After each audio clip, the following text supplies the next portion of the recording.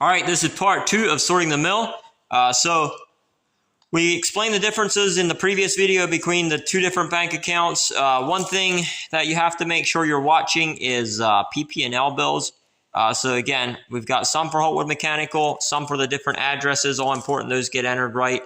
And any job related expense, like you're going to see a lot of these going to be job related.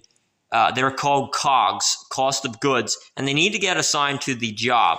Anything like a fuel bill, this is most likely auto-paid. I know Carroll County most times gets auto-paid out of a credit card, so this is more just to file it, and this is more of an overhead expense.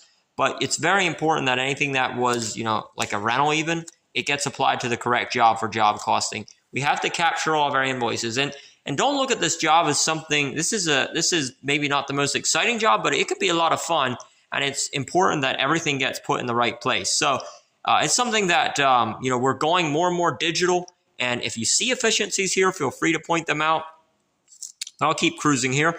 We have another credit card statement. So please reference your document to, what you do with the credit cards. And maybe we'll do a separate video on that. But the credit cards, again, get reconciled in QuickBooks as well. And there are different accounts there as well. So here we have another one. I like to look through these and just make sure nothing looks out of whack. That is something that, again, it's company's money. It's funds that, you could, if something gets missed, it could really hurt the organization. So it's important to make sure you don't miss anything. Just look at stuff, question invoices, ask yourself how we can negotiate, discounts, and so forth.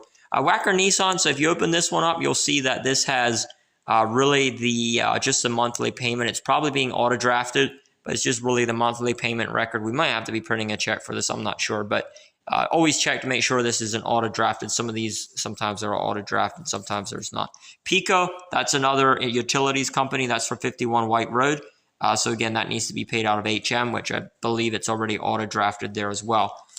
Bank of Bird and Hatton. So this is where it gets a little tricky. So this one is for a loan that we have with Bank of Bird and Hatton. It's for the showroom. So we pay this out of the business. So this one is paid out of the JJ business. I believe, again, that loan amount there should be specified. I think it's like right around $300,000 right now. This is in 2025. So yeah. And then any junk mail here, just like pre-approval qualifications, just make sure it's nothing important. Then we throw that away. Again, you'll see this one addressed to Holtwood Mechanical, and then 2 more PP&L bills here. So the PP&L bills just get filed away. Again, trying to really go to paper more. So it's important that we stay on top of the expenses, and I've been doing a lot of paper, but trying to organize and go more to the digital world. All right, I'm out.